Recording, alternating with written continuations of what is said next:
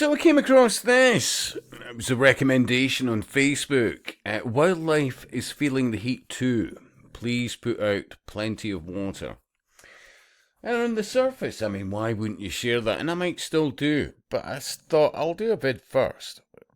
Because, I mean, I'll give you an example. I remember as a child in the 70s in Clermiston Place, within the outskirts of Edinburgh at the time, but even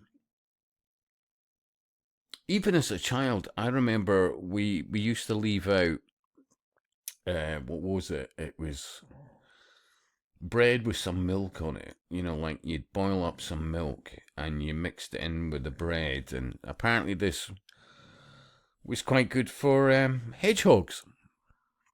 Now, obviously, you know, some wildlife, whoever, oh, no, what they should have had was insects and larvae and, you know, whatever the hell. But back then, be assured that it still was very helpful to hedgehogs, yeah? Because none of it was rocket science. We grew up with lots of, well, quote, wildlife around us. And you know, honestly, I tell the younger generations this.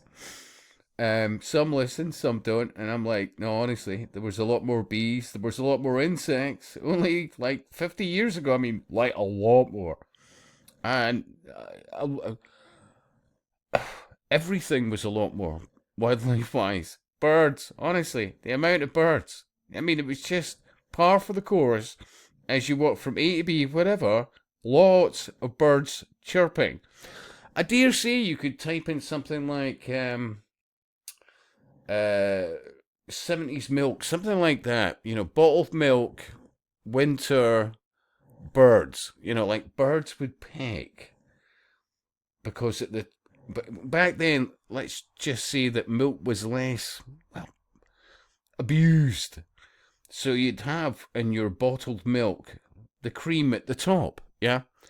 And birds worked out this quite quickly, especially in the winter. So when things weren't quite so easy to forage, many of them would just sort of peck your, well, aluminium foiled top bottled milk and just have a wee dip into that and obviously take some fats.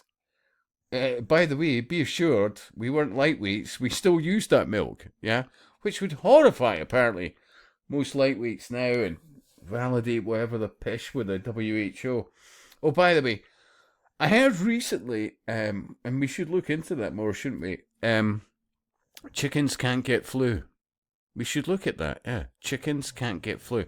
And isn't it interesting that a vastly high quality source of protein in the form of things like, well, eggs, yeah? Now, oh, no. We've got, HN, XY, whatever the hell. Or there's 100 others, or there's 1,000 others. We need to vaccinate all birds. Oh wait, have you got a bird or two? Have you got a chicken or two? You have to register it, and we'll have to have people round, and we're going to start charging you more over time. And if we just, you know, give the the chicken equivalent of a PCR test, of which, let's face it, when it came to the scandemic, you know, you could pour Coca-Cola, orange juice, various other things, and it would suddenly come up positive. But you know where we're going.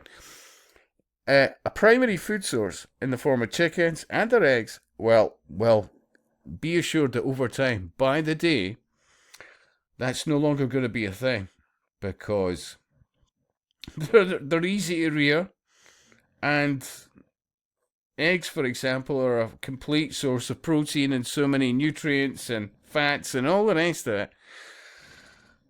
Well, of course, the cultists are going to have to go after that. But, yeah, Scott, you're off at tangents. But, yeah, think about this. Wildlife is feeling the heat too. Why wouldn't you be? If you're lucky enough to have a bit of back garden, absolutely, you should be out there with a wee bowl, bit of water, whatever else, blah, blah, blah. Absolutely. But think about this, well, the Care Bears will share, and I'm not saying they're horrible people, it's the right thing to do, to think about animals out there in any kind of heat. Although I would still add to that, the UK used to be a lot warmer, and we had real summers for weeks and weeks on end, and we had real winters. It's not been a thing for the last few decades, like. After all, you've got to question, as I've said so many times, how is it that so many seaside places were chock-a-block in the summer months? I mean, made their seasons, all the rest of it, great places to live. But no, we just don't get enough sun these days. But you keep hearing, oh, it's the warmest temperatures. Yeah, look, yet again I'm off at tangents, am I? But think about this. Well, this. Farmers' fury over ban on watering crops during heatwave. Now let me get back to what happens to the furry creatures. They're denied water, well, they're going to die. Guess what? It's the same with, crops. Yeah? A comment from this. Because starvation is the preferred means of depopulation by the Masonic death cult. Yep, great so far. And politicians work for this cult. Well, they're part of it. Yeah. Welcome to Agenda 21. Yep. Up until that point, I'll absolutely agree with that. After that, possibly not so much. But I'll leave you a link to that. But seriously, some things, well, care about. Absolutely care about them. But it's not rocket science. You deprive, whether it be crops or wildlife, of water, they'll die. It's the same result. And somehow, we're losing anything to do with common sense or any kind of grip on reality. And we're told what to care for and what to just not even look at. Seriously. And meanwhile, arable farmland is either being built on or solar panels put upon. Think about this. And I'll speak to you soon.